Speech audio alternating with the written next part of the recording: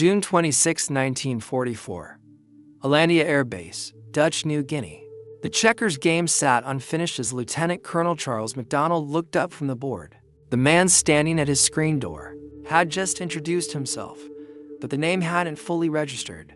MacDonald was focused on his game with Lieutenant Colonel Merrill Smith, Satan's Angels operations officer. The civilian repeated his introduction with a quiet confidence that made MacDonald pause. Charles Lindbergh, America's most famous aviator, was standing in a makeshift recreation hall thousands of miles from home, asking permission to discuss P-38 combat operations. What neither man knew at that moment was that this interruption would revolutionize long-range fighter operations in the Pacific Theater. The techniques Lindbergh would teach over the next 6 weeks would extend the combat radius of the low EED P-38 Lightning by nearly 400 meters, transforming what pilots considered impossible into standard operating procedure. The story of how a civilian consultant doubled America's premier twin-engine fighter range is not merely a technical tale. It is a narrative of institutional resistance overcome by irrefutable evidence, of pilots learning to trust mathematics over instinct, and of one man's specialized mastery of fuel efficiency changing the course of aerial warfare in the Pacific.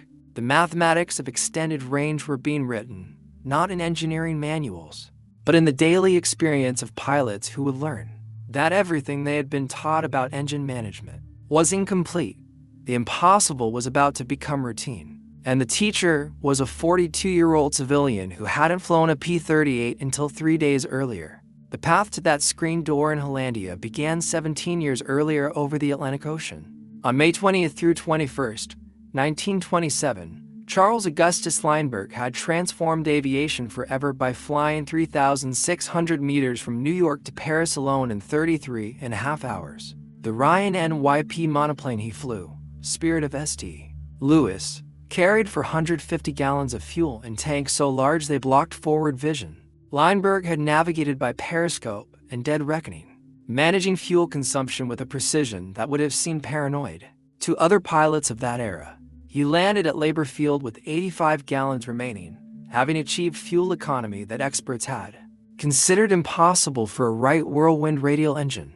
That meticulous attention to fuel management became Lindbergh's defining technical expertise throughout the 1930s. As he conducted survey flights for Pan American Airways across the Pacific and Atlantic, Lindbergh refined techniques that extended range far beyond manufacturer's specifications. He understood that published range figures represented averages, not limits. Every engine had an optimal operating envelope where power output, fuel consumption, and mechanical stress reached perfect balance. Finding that envelope required understanding the relationship between manifold pressure, propeller RPM, mixture settings, and indicated airspeed in ways that went far beyond standard training. By 1944, Lindbergh had become one of the world's foremost experts on long-range flight, but his relationship with the United States military was complicated by his pre-war isolationism. He had argued passionately against American involvement in European conflicts, leading the America First Committee and earning him the enmity of President Franklin Roosevelt. On April 29, 1941, after Roosevelt publicly compared him to Civil War Confederate sympathizer Clement Vallandigham, Lindbergh resigned his Air Force Reserve Colonel's commission. When Pearl Harbor forced America into war, Lindbergh attempted to rejoin the Army Air Force. Roosevelt personally ensured Lindbergh would not wear an American military uniform again during the war, but expertise finds a way. Unable to serve as a military officer, Lindbergh became a civilian technical consultant for aircraft manufacturers. He joined United Aircraft Corporation in 1943, working extensively with their Chance Vault division, producers of the F-4U Corsair. He spent time at Ford's Willow Run plant troubleshooting B-24 Liberator production problems. He flew dangerous high-altitude test flights in P-47 Thunderbolts for engine performance analysis. He helped develop dive bombing techniques for the Corsair. His technical contributions were enormous, but Lindbergh hungered for combat. By early 1944, he saw an opportunity. United Aircraft wanted to study the feasibility of a new twin-engine fighter. The only American representative of that category was the Lockheed P-38 Lightning. Lindbergh convinced United Aircraft to to send him to the Pacific Theater as a technical representative to observe P-38 operations under combat conditions. On April 3, 1944, Weinberg prepared for deployment to the South Pacific. He visited Brooks Brothers in New York to purchase a naval officer's uniform without insignia. At Brentano's bookstore, he bought a small New Testament, writing in his journal that day, "Since I can only carry one book, and a very small one, that is my choice. It would not have been a decade ago, but the more I learn and the more I read, the less competition it has." He left San Diego on April 24th, officially bound for Marine Corps' aviation bases in the South Pacific area around Guadalcanal. The trip was authorized by the Navy Department, but kept secret from the White House. Neither President Roosevelt nor even Secretary of the Navy Frank Knox knew Weinberg was headed to the war zone. What began as an observation assignment became something more when Marine Corps aviation officers invited Weinberg to fly as an observer on combat missions. On May 21, 1944, Weinberg flew his first combat sortie, a strafing run with Marine Fighting Squadron to 122 near the Japanese garrison at Rabaul. The Marines called it observation. Weinberg flew with his guns hot, engaging targets when opportunity presented. He quickly demonstrated practical expertise that went beyond theory. Working with Corsair pilots, he showed them how to safely take off with bomb loads double the F-reuse rated capacity.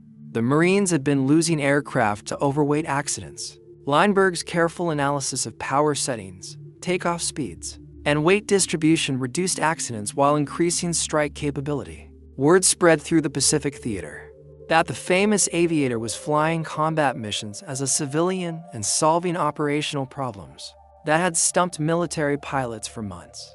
By mid-June 1944, Weinberg had grown interested in the P-38 Lightning.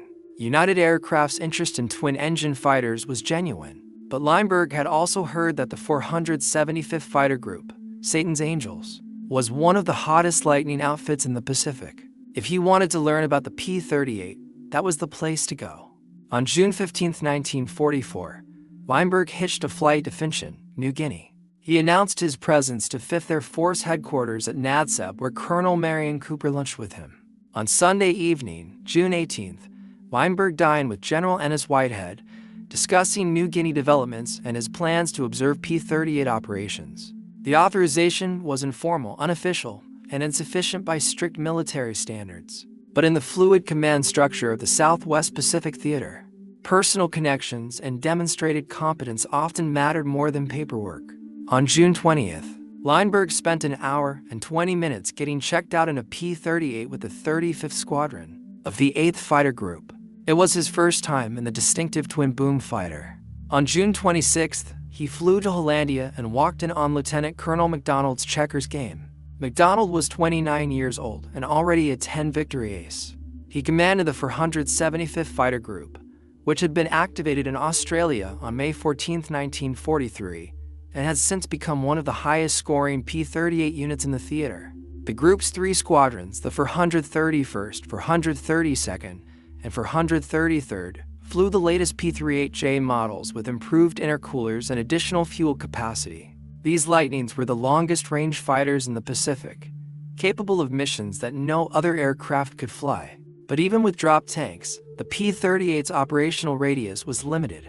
Missions to distant targets left little fuel for combat maneuvering, and pilots frequently returned to base with uncomfortably low fuel reserves. Several aircraft had been lost when weather forced detours that exceeded fuel capacity. MacDonald initially dismissed Weinberg politely, returning to his checkers game.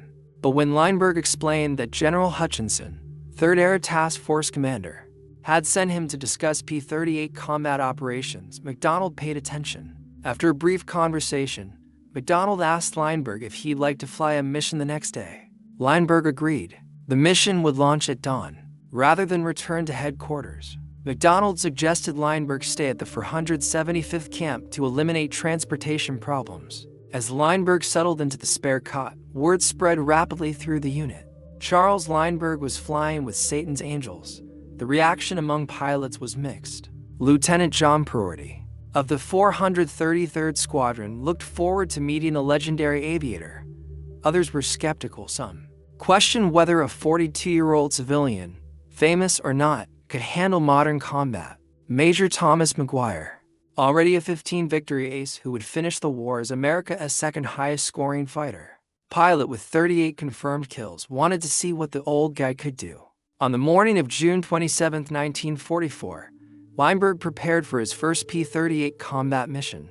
The weather was poor, rain falling steadily at 0530 hours. By 10:30, when the flight finally took off, conditions had improved. McDonald led for aircraft toward Jeffman Island and Smart Airfield, regular targets for the 475th. Lineberg flew his Blue 3 on McGuire's wing.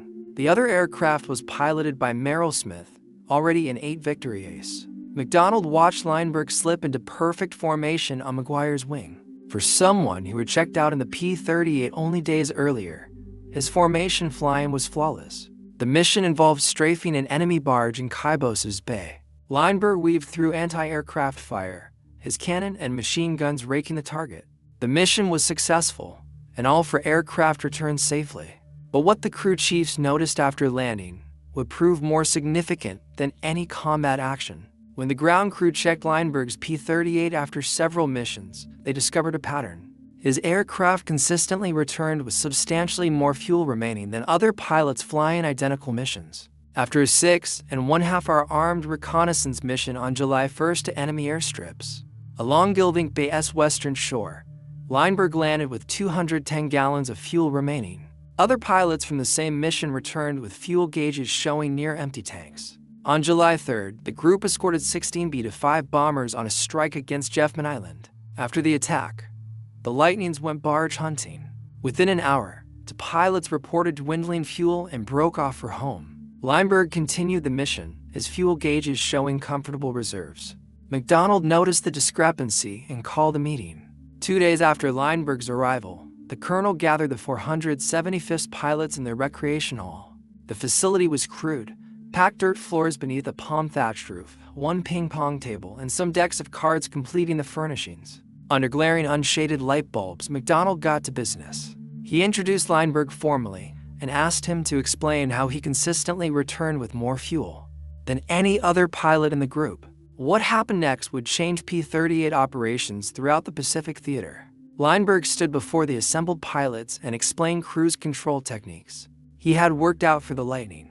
The standard operating procedure taught to all P-38 pilots called for cruising at 2,000 to 100 to 2 for 100 RPM with mixture set to automatic. This setting provided good power and was considered safe for the engines, but it was also wasteful. Lineberg explained that by reducing engine speed from the standard 2,000 to 100 RPM down to 1,600 RPM, setting the fuel mixture to autolean rather than automatic, and slightly increasing manifold pressure to compensate for the lower RPM, pilots could dramatically reduce fuel consumption without losing effective cruise speed. The specific settings he recommended were 1,600 RPM at 30 and of mercury manifold pressure, with mixture set to autolean and indicated airspeed of 185 miles per hour. These settings reduce fuel consumption to approximately 70 gallons, achieving about 2.6 meters per gallon. Compared to standard cruise settings consuming significantly more fuel, the savings were enormous. Lineberg predicted these techniques would stretch the Lightning's radius by 400 meters, enabling 9-hour missions. When he concluded his presentation half an hour later, the room fell silent. The pilots mulled over several uncomfortable thoughts. The notion of a 9-hour flight did not sit well with men who already found 7-hour missions punishing. The P-38 cockpit was cramped. Pilots sat on their parachutes with an emergency raft and or beneath that. Their survival suits were uncomfortable. 7 hours in that cockpit was already pushing human endurance limits. 9 hours seemed inconceivable. More troubling was Lineberg's recommendation to run engines at settings they had been specifically taught to avoid. The combination of low RPM and high manifold pressure was called running over square. Military flight training emphasized that over square operation would damage engines. The resulting detonation would cause cylinder heads to overheat, leading to catastrophic engine failure. Pilots were taught that if manifold pressure exceeded RPM by more than a few inches, they risked blowing up their engines. Now the civilian was suggesting they should routinely operate their engines in a condition they had been warned was dangerous. The skepticism in the room was palpable. Several pilots exchanged glances. Some shook their heads. One pilot openly called Lineberg's technique dangerous. But McDonald understood something important. Lineberg was not speaking from theory. He had flown combat missions using these settings. His P-38 had not suffered engine problems. His aircraft had returned repeatedly with fuel reserves that gave operational flexibility other pilots lacked. The colonel decided to put the technique to a practical test. If it worked, the 475th would have a decisive operational advantage. If it failed, they would know quickly enough. Over the next week, pilots began cautiously experimenting with Lineberg's cruise settings. The initial flights were short, allowing pilots to return to base quickly if engines showed signs of distress. The first pilots to try the technique reported nervously that their engines sounded different at the lower RPM. The deep rumble of the Allison V1710 engines changed character, but temperature gauges remained normal. Oil pressure stayed within acceptable ranges. Cylinder head temperatures, the critical indicator of detonation, actually ran cooler than at higher RPM settings. As confidence grew, pilots began using Lineberg's techniques on longer missions. The fuel savings were undeniable. Missions that had required immediate return after target strikes could now include extended combat air patrol. Flights that had forced pilots to carefully monitor fuel consumption now ended with comfortable reserves. The P-38's effective combat radius, previously about 570 miles, extended to 700 miles, then 750 miles. Pilots discovered they could reach targets that had been considered beyond the Lightning's capability. Fly for 15 minutes over the target area and still return with a 1-hour fuel reserve. The transformation was revolutionary. The skepticism evaporated as mission after mission proved the technique's effectiveness. Lineberg flew regularly with the 475th, accumulating combat hours and teaching by example. He led flights, demonstrating that the civilian observer could handle combat as well as any military pilot. On missions he led, his call sign was simple: Lineberg. Lineberg explained the physics behind the technique in ways that helped pilots understand why it worked. Aircraft engines produce power by burning fuel to create pressure that drives pistons. The amount of fuel burned per unit time determines fuel consumption. The goal is to maximize efficiency, producing the most power for the least fuel.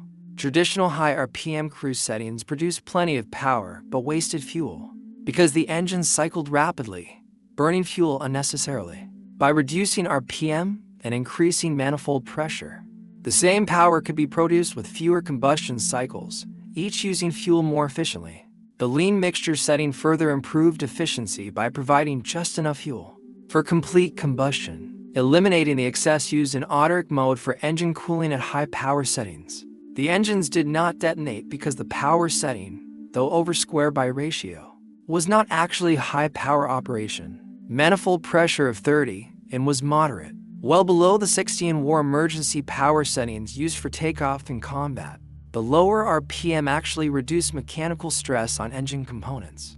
The technique was not dangerous. It was simply different from what pilots had been taught. Lineberg's expertise came from years of experience with long-range flight.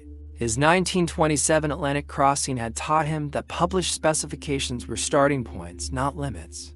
His work with Pan American Airways in the 1930s, surveying trans-Pacific and transatlantic routes, had given him thousands of hours to experiment with fuel management. The P-38 had an advantage that made experimentation less risky than it seemed. Twin engines. If one engine suffered damage from the experimental cruise technique, the other engine could bring the pilot home.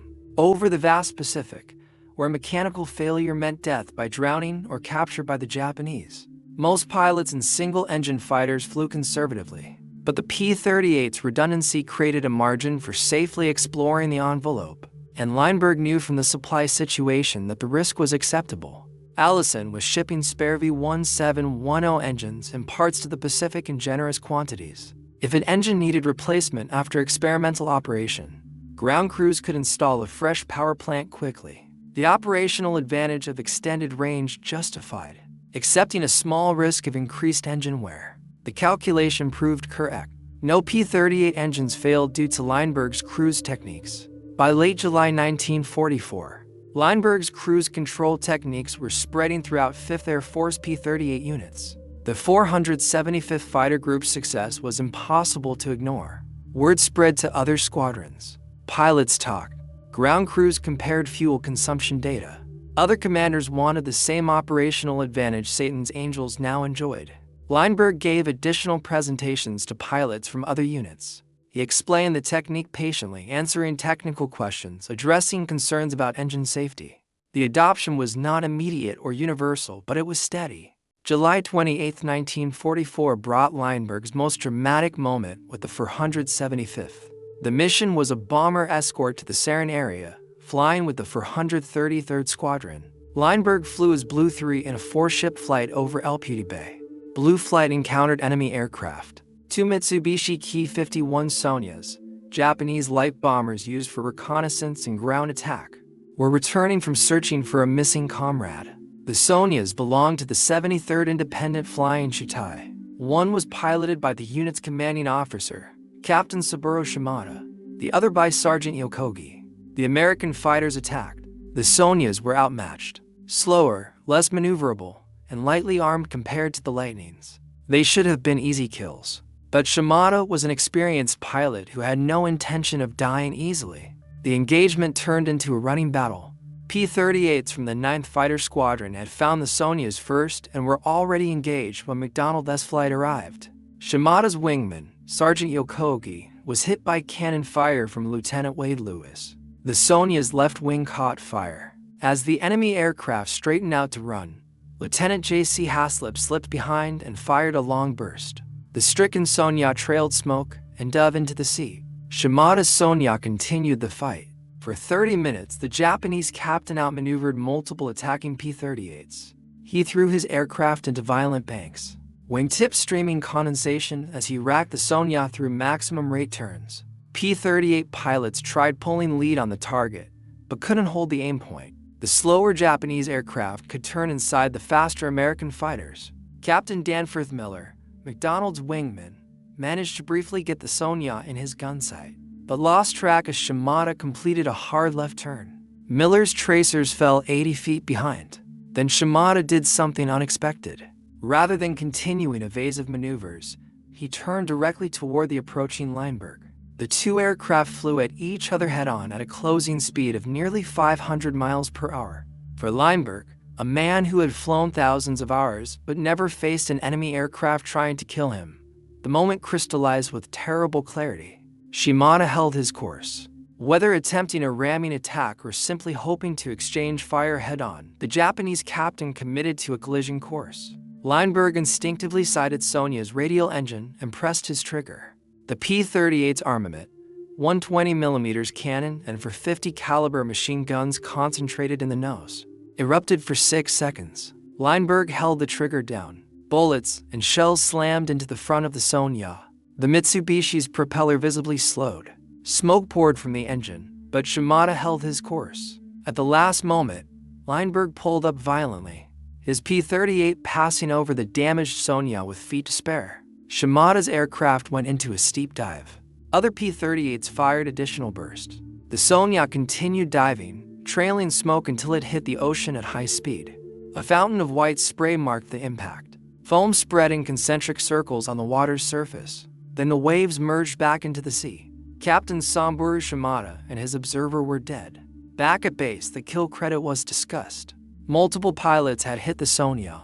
McDonald, Miller, and Lineberg had all scored hits, but it was Lineberg's head-on burst that had mortally wounded the aircraft, slowing the propeller and starting the fatal dive.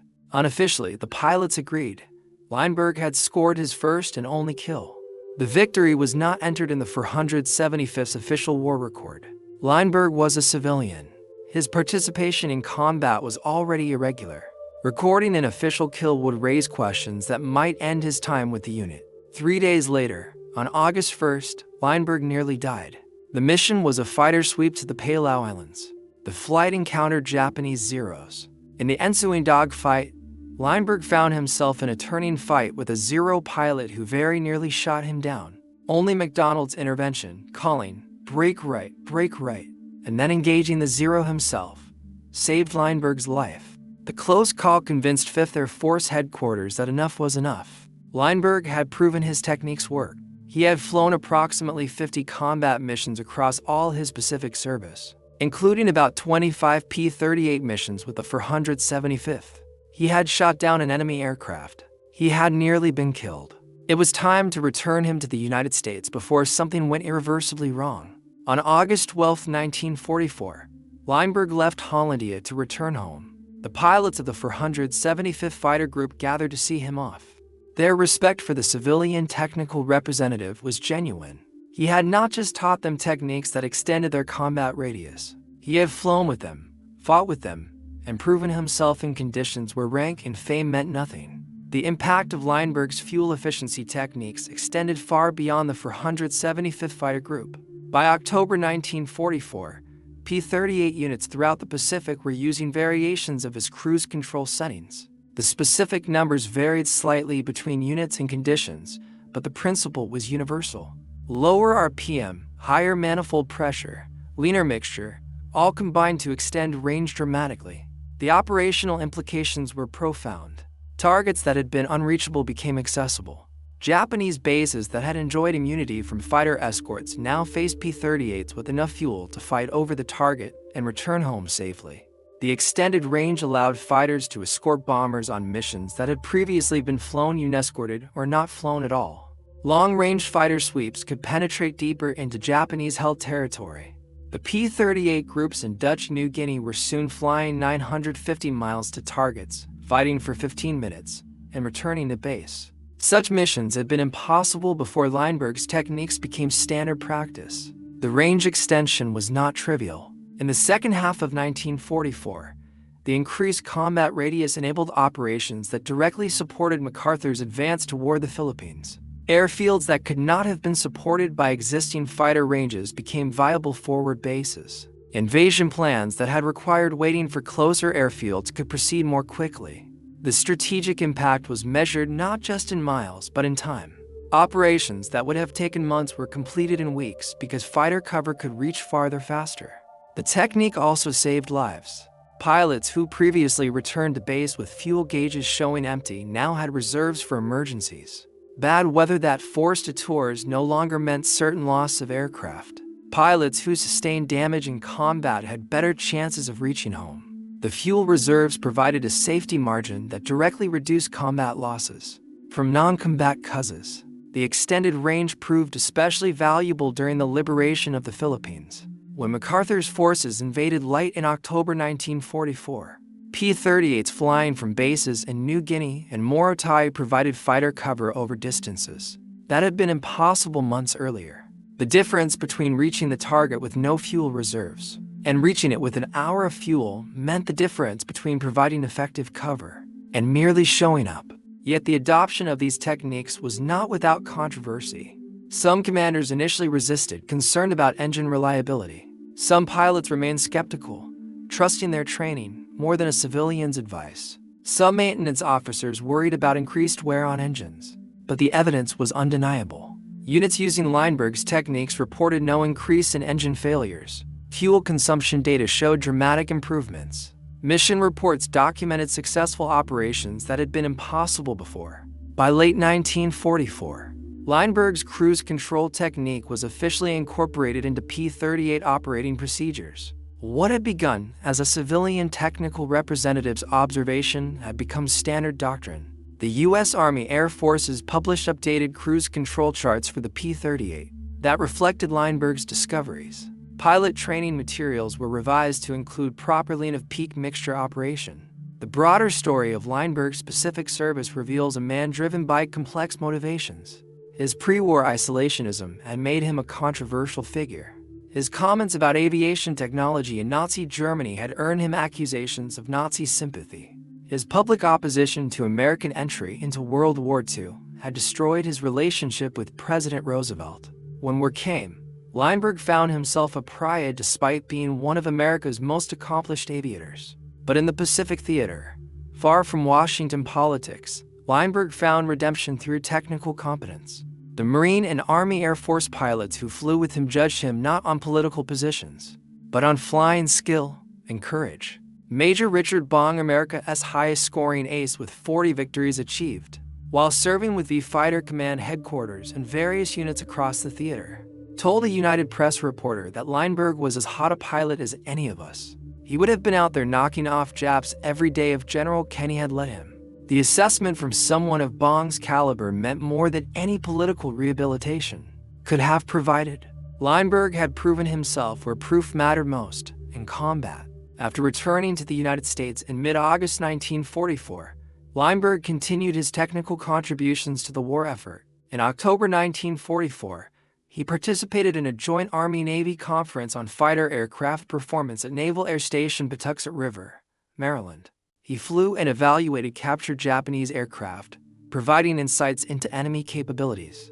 He continued consulting for United Aircraft and other manufacturers, troubleshooting problems that arose in combat operations.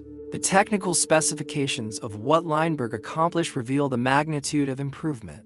The P-38 Lightning had an internal fuel capacity of 410 gallons standard tanks to 90-gal mains to 60-gal reserves and to 55-gal leading-edge tanks with provisions for external drop tanks. Total capacity could exceed 1,000 gal at standard cruise settings of 2,000 to 100 RPM and Otterick mixture. Fuel consumption varied by source, but was significantly higher than Lineberg's method.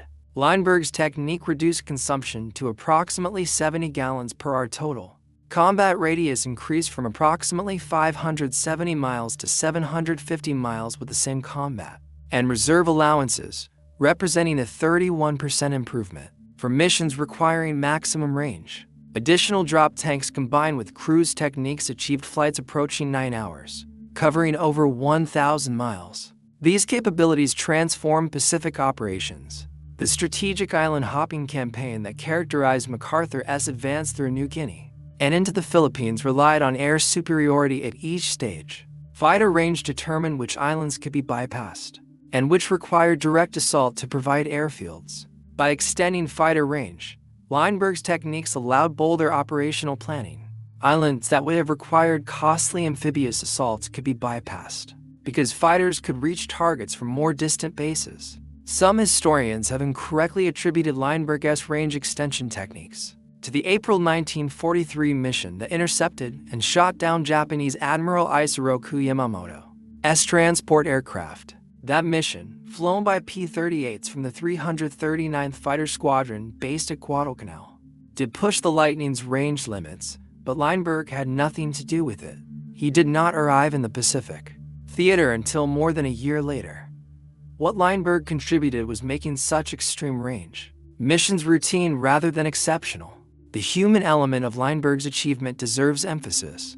He was 42 years old when he deployed to the Pacific, flying combat missions against pilots 20 years younger. The physical demands of high-G maneuvering, the stress of combat, the discomfort of 7 to 9 hour flights in a cramped cockpit all took their toll.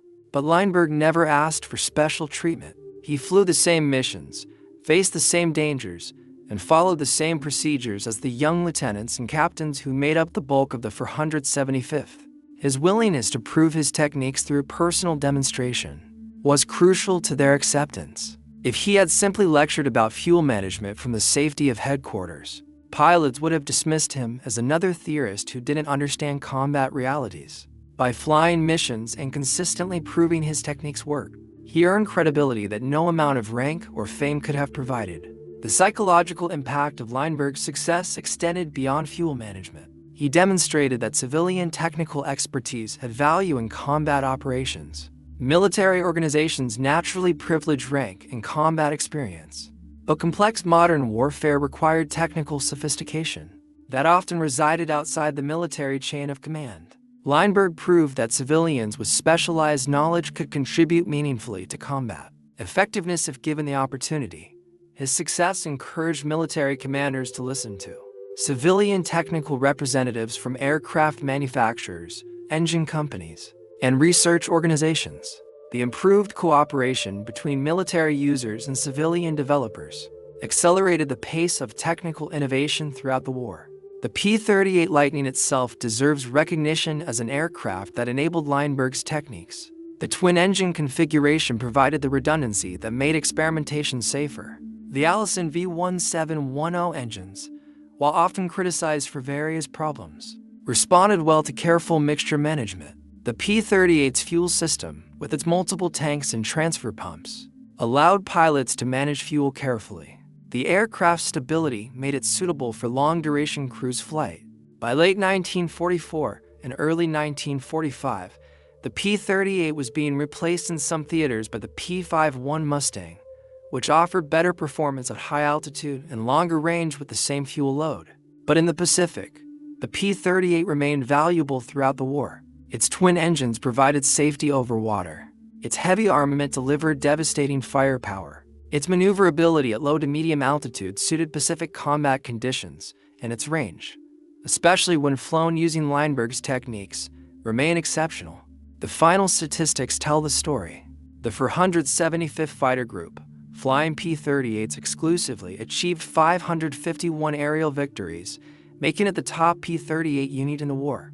America's second highest scoring ace, Major Thomas McGuire, with 38 victories, flew P-38s with the 475th. The aircraft's combination of range, firepower, and reliability made it the dominant fighter in the theater, and the extended range Lineberg's techniques provided enhanced every aspect of P-38 operations. Missions could reach farther, fight longer, and return safer.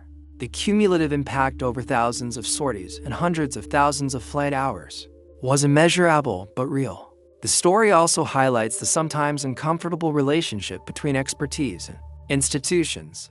Lineberg's pre-war political positions had made him unwelcome in official military service. President Roosevelt's personal animosity prevented Lineberg from serving in uniform.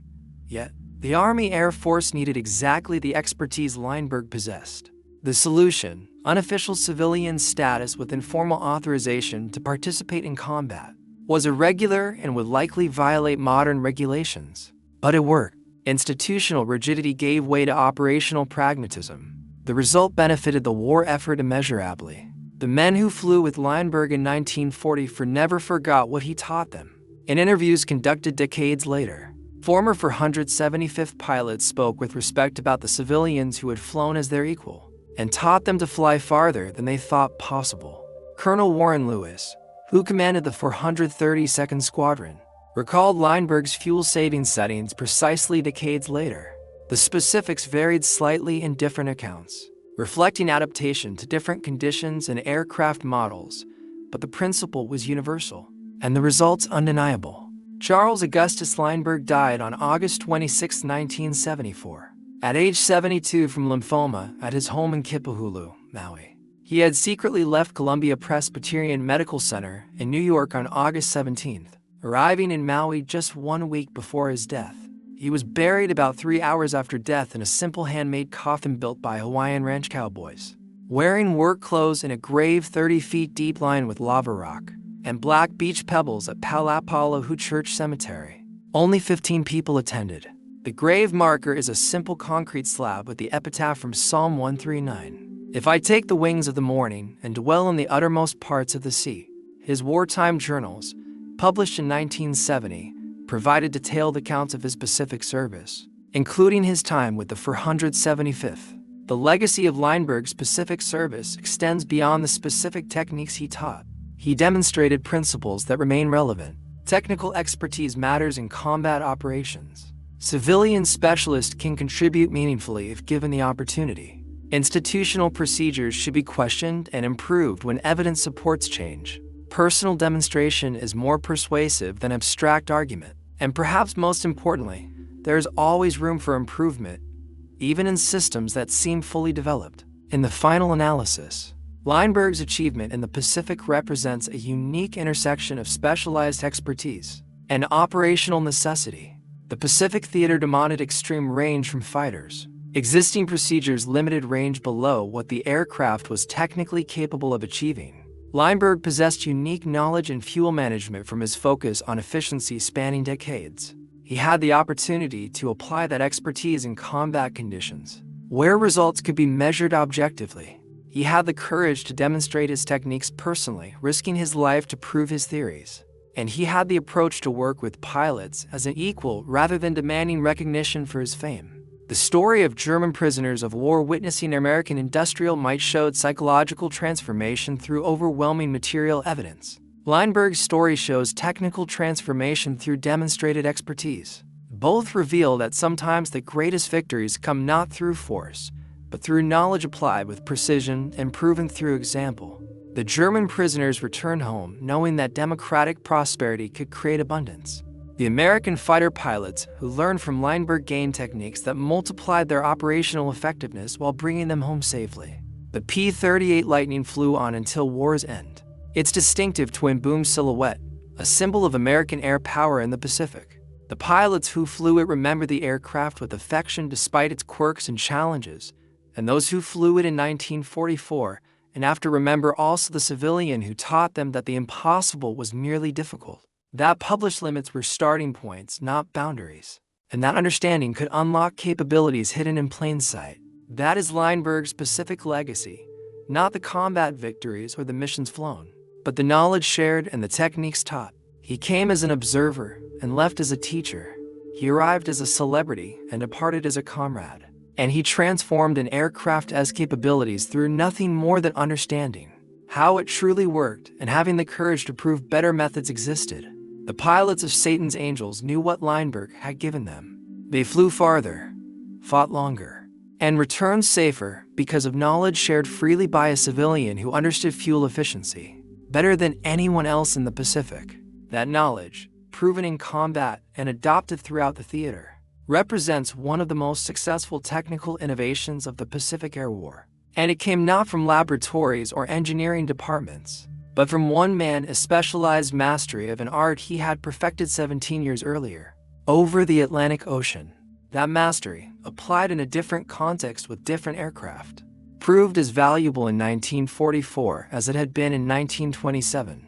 The principle remained constant, understanding the aircraft completely, managing resources precisely, and never accepting that published limits were real limits. Lineberg lived that principle, and for 6 weeks in the summer of 1944, he taught it to some of the finest fighter pilots in the Pacific, who in turn taught it to others, spreading knowledge. That changed how America fought the air war in the Pacific.